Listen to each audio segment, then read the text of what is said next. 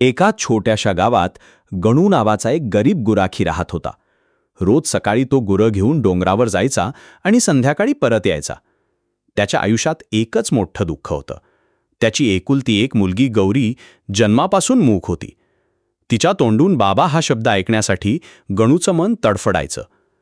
गणू आणि त्याची बायको अनेक देवळात गेले, नवस केले, वैद्य दाखवले, पण काही उपयोग झाला नाही.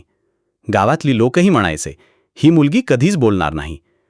एक दिवस संध्याकाळी गावात एक विचित्र साधू आला. अंगावर फाटकी कफनी, डोळ्यांत तेज आणि ओठांवर सतत एकच शब्द, भिवू नकोस, मी तुझ्या पाठीशी आहे. तो थेट गणूच्या घरी गेला.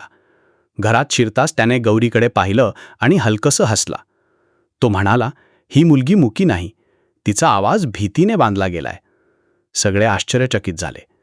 साधूने गौरीच्या डोक्यावर हात ठेवला आणि शांत आवाजात म्हणाला, स्वामीचं नाव घे. क्षणभर घरात शांतता पसरली. गणू आणि त्याची बायको श्वास रोखून उभे होते. आणि अचानक गौरीच्या ओठांतून शब्द बाहेर पडले, श्री स्वामी समर्थ. हे ऐकताच तिची आई रडू लागली. गणूच्या डोळ्यांत अश्रू आले.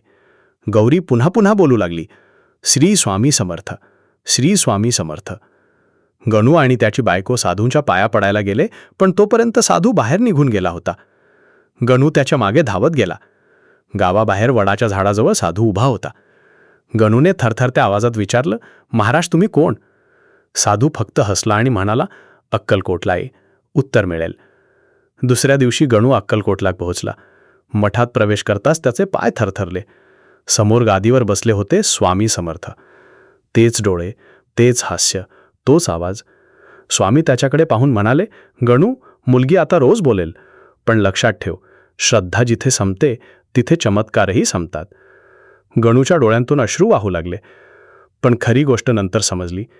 जिस रात्री साधू गणूच्या घरी आला होता, त्या रात्री अक्कलकोट स्वामी समर्थ महाराज टेम्पलमध्ये स्वामी संपूर्ण वेळ गादीवरच बसले होते. मग गणूच्या घरी आले होते तरी कोण? आजही त्या गावात लोक श्रद्धेने म्हणतात, स्वामी भक्ताला कधीच एकटं सोडत नाहीत. श्री स्वामी समर्थ.